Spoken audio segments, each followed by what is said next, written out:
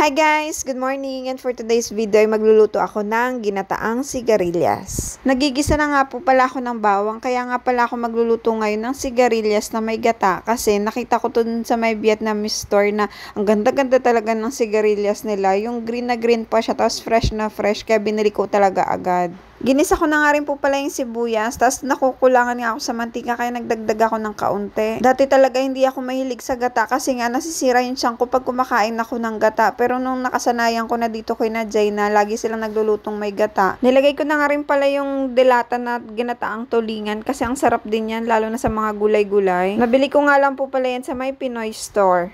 Kapag nagluluto nga po ako ng ginataang labong ay naglalagay din ako niyan kasi pampasarap din talaga yan.